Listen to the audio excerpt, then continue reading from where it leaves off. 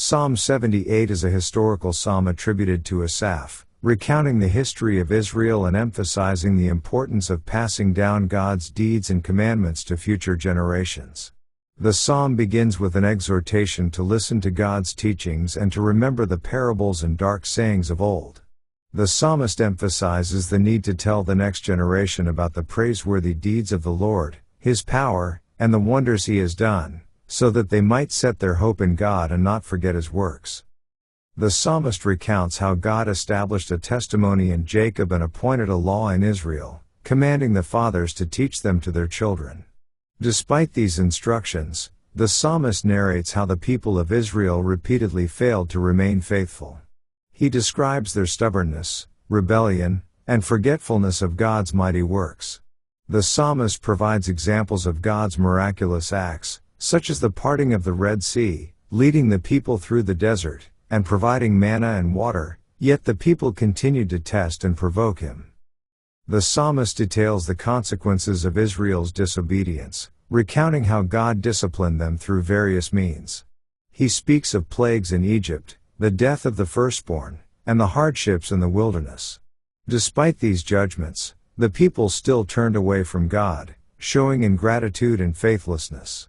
The psalmist emphasizes that God's anger was kindled against Israel, but he also highlights God's compassion and forgiveness, as He repeatedly delivered them despite their rebellion.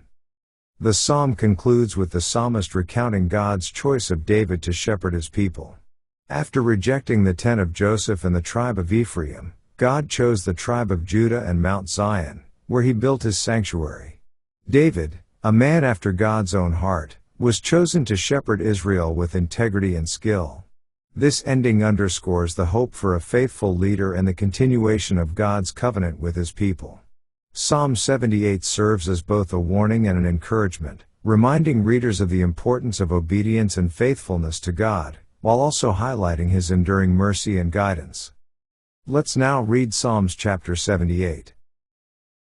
Maskil of Asaph, give ear, O my people, to my law, incline your ears to the words of my mouth.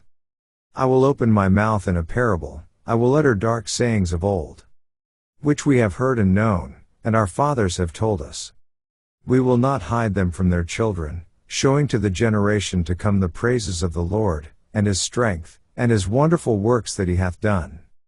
For He established a testimony in Jacob, and appointed a law in Israel, which He commanded our fathers, that they should make them known to their children, that the generation to come might know them, even the children which should be born, who should arise and declare them to their children, that they might set their hope in God, and not forget the works of God, but keep His commandments, and might not be as their fathers, a stubborn and rebellious generation, a generation that set not their heart aright, and whose spirit was not steadfast with God. The children of Ephraim, being armed, and carrying bows, turned back in the day of battle. They kept not the covenant of God, and refused to walk in His law, and forgat His works, and His wonders that He had showed them. Marvelous things did He in the sight of their fathers, in the land of Egypt, in the field of Zoan. He divided the sea, and caused them to pass through, and He made the waters to stand as an heap. In the daytime also He led them with a cloud, and all the night with a light of fire. He clave the rocks in the wilderness, and gave them drink as out of the great depths. He brought streams also out of the rock, and caused waters to run down like rivers. And they sinned yet more against Him by provoking the Most High in the wilderness. And they tempted God in their heart by asking meat for their lust. Yea, they spake against God, they said, Can God furnish a table in the wilderness? Behold, He smote the rock, that the waters gushed out, and the streams overflowed. Can He give bread also? Can He provide flesh for His people? Therefore the Lord heard this, and was wroth, so a fire was kindled against Jacob, and anger also came up against Israel. Because they believed not in God, and trusted not in His salvation. Though He had commanded the clouds from above, and opened the doors of heaven, and had rained down manna upon them to eat, and had given them of the corn of heaven. Man did eat angels' food, He sent them meat to the full. He caused an east wind to blow in the heaven, and by his power he brought in the south wind. He rained flesh also upon them as dust, and feathered fowls like as the sand of the sea. And he let it fall in the midst of their camp, round about their habitations. So they did eat, and were well filled, for he gave them their own desire. They were not estranged from their lust. But while their meat was yet in their mouths, the wrath of God came upon them, and slew the fattest of them, and smote down the chosen men of Israel. For all this they sinned still, and believed not for his wondrous works. Therefore their days did he consume in vanity, and their years in trouble. When he slew them, then they sought him, and they returned and inquired early after God. And they remembered that God was their rock, and the high God their Redeemer. Nevertheless they did flatter him with their mouth, and they lied unto him with their tongues. For their heart was not right with him, neither were they steadfast in his covenant. But he, being full of compassion, forgave their iniquity, and destroyed them not, yea, many a time turned he his anger away, and did not stir up all his wrath. For he remembered that they were but flesh, a wind that passeth away, and cometh not again. How oft did they provoke him in the wilderness, and grieve him in the desert? Yea, they turned back and tempted God, and limited the Holy One of Israel. They remembered not his hand, nor the day when he delivered them from the enemy. How he had wrought his signs in Egypt, and his wonders in the field of Zoan. And had turned their rivers into blood, and their floods, that they could not drink. He sent divers sorts of flies among them, which devoured them, and frogs, which destroyed them. He gave also their increase unto the caterpillar, and their labor unto the locust. He destroyed their vines with hail, and their sycamore trees with frost.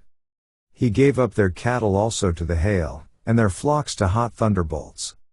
He cast upon them the fierceness of his anger, wrath, and indignation, and trouble, by sending evil angels among them. He made a way to his anger, he spared not their soul from death, but gave their life over to the pestilence. And smote all the firstborn in Egypt, the chief of their strength in the tabernacles of Ham. But made his own people to go forth like sheep, and guided them in the wilderness like a flock. And he led them on safely, so that they feared not, but the sea overwhelmed their enemies. And he brought them to the border of his sanctuary, even to this mountain, which his right hand had purchased. He cast out the heathen also before them, and divided them an inheritance by line, and made the tribes of Israel to dwell in their tents. Yet they tempted and provoked the Most High God, and kept not his testimonies. But turned back, and dealt unfaithfully like their fathers, they were turned aside like a deceitful bow. For they provoked him to anger with their high places, and moved him to jealousy with their graven images. When God heard this, he was wroth, and greatly abhorred Israel. So that he forsook the tabernacle of Shiloh, the tent which he placed among men. And delivered his strength into captivity, and his glory into the enemy's hand. He gave his people over also unto the sword, and was wroth with his inheritance. The fire consumed their young men, and their maidens were not given to marriage. Their priests fell by the sword, and their widows made no lamentation.